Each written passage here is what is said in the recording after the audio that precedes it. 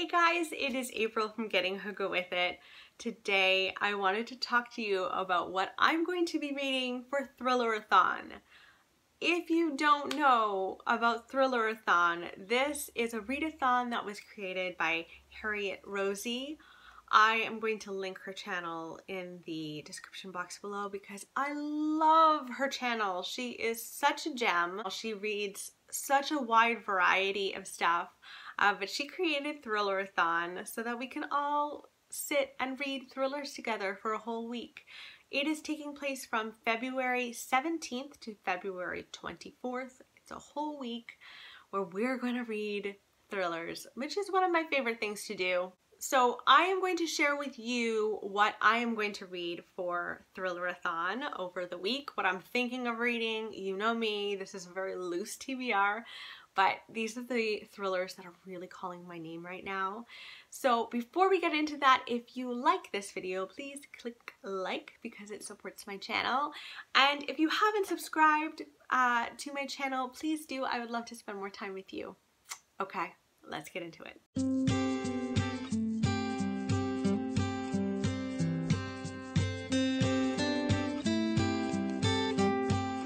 Okay, so I have 7 thrillers here. Most of them are straight up thriller. One of them is a classic kind of mystery vibe thriller. And then another one is a sci-fi thriller. They're all calling my name. They all look really good. Let's see what I pick. So the first thriller I'm thinking about reading is Behind Closed Doors by B.A. Paris. Now, I have heard mixed things about this. I feel like the majority of people like this book, but Katie from Chapter Stacks read this and did not like it. She didn't like it at all, and when Katie says she doesn't like something, that makes me go, ooh, I hope that I do, because I just trust Katie so much. But this has had so much buzz, I am going to try it out for myself. Behind Closed Doors is about a marriage that seems absolutely perfect on the outside, and yet the woman in the marriage, her name is Grace, she can't leave her house really. Like, she can't go out for lunch with her girlfriends, she can't make plans on her own, and you're kind of going like, is Jack, her husband, abusing her? Like, what type of marriage is this? What is going on? So it's a domestic thriller, and I haven't read a domestic thriller for a little while, so this is definitely calling my name. So that's option 1. Option 2, you've just seen me say, I really need to read that, I need to read it, and then I haven't yet still, and here we are again, Karen Slaughter, The Good Daughter. This is about a family who has a major tragedy. I believe the mother dies brutally, and the rest of the family is trying to piece things together. The people in our family are lawyers, so our main character's dad is a lawyer, and he represents mostly guilty people and tries to get them off or get them like lighter sentences. Then she herself went into law, and she does not represent that kind of character, but she's also a lawyer. And it sounds like the trauma and the drama of their childhood kind of rears its ugly head later on in life. Now, I have been desperate to read this for a very long time, and Harriet Rosie, who's basically doing all of this Thrillerathon, she's like organizing all of it, she said this might be like one of her very, very favorite thrillers. She did a whole video on like really good thrillers that she would recommend. I'll link that in the description box below as well because it was great. And just her description and her talking about how much she loved this book made me want to read it all the more. So I would be very surprised if this didn't go down. The next book I'm thinking of reading is another domestic thriller. I'm on a kick, it seems, or like I'm feeling like reading this kind of thriller for some reason, and it's Unraveling Oliver. Now, I received this kindly from Simon & Schuster Canada, and this is a domestic thriller about a husband and wife. The husband, I believe, beats his wife, or he's violent towards his wife, and it sends her into a coma. And so we start out the book with her in a coma. We start out this thriller with him and his reaction to his abuse towards his wife. So it starts out, I expected more of a reaction the first time I hit her. She just lay on the floor holding her jaw, staring at me, silent. She didn't even seem to be surprised. I was surprised. I hadn't planned to do it. And so we get his perspective, which is just creepy. It's just creepy to hear that kind of perspective and hear that storyline. So I don't know if we only get his perspective or if we go back and forth and we do hear his wife's perspective. Maybe she comes out of the coma and we get to hear it.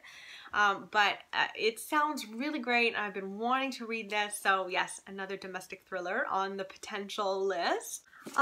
And then The Book of You by Claire Kendall. This is a stalker-esque kind of thriller, and I love those so much. This is about a woman who's being followed around by her coworker, I believe. He will not stop following her, and she's like, she even has jury duty, and he'll be outside like waiting for her. Oh, I know that being stalked is a thing. Like, this stalking genuinely happens to so many people, especially women, but that's maybe that's not entirely true and we just don't have the stats, but it seems mostly to happen to women that I know of. And this always seems closer to what could happen to someone than a lot of the other, you know, thrillers that I read. And so it disturbs me more. I would really like to read The Book of You. It's been on my radar for a really long time, so that's an option. We've also got The Ice Twins, which sounds so creepy. This is about a couple who has twin girls, and there is a horrible car crash. One of the twins dies. They move because they're like, we can't live this life now with one of our children no longer here, and so they move to this house, and the husband, I believe, is his job requires him to travel a lot. He travels for this extended period of time, and the mom in this is taking care of her kid. They're kind of in a remote area, in a remote house, and her child starts saying that she's the other twin, that they had it wrong all of this time. Anyway, that sounds so unsettling. It's unsettling, and it's called The Ice Twins, and it's winter here, and so I thought, maybe. Now, this next one is not technically a thriller, and yet I have heard, I can't remember who it was that said he's like the Gillian Flynn of her time. So Daphne du Maurier's My Cousin Rachel is still on my radar. I still desperately want to read this. I don't know if this is technically a thriller, but it sounds so good. And this is about two cousins. One of the cousins' parents die when he's very young, very, very young. His older cousin takes care of him and kind of takes him in, and under his wing. They become really close. And then that cousin goes on a trip. He meets a woman named Rachel, marries her, and then he dies very suddenly. And so Rachel moves over to this house where they had lived, where, you know, our main character, Philip, lived with his cousin and grew up there. And suddenly there's this woman there, and he has so many questions for her. He's just not sure about this woman, Rachel. So I really want to read it.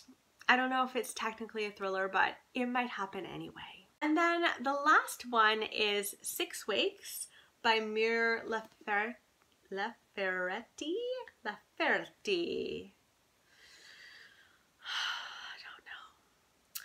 This one was recommended to me by Julie from A Girl in a Book, and this takes place in space, and this is the sci-fi thriller.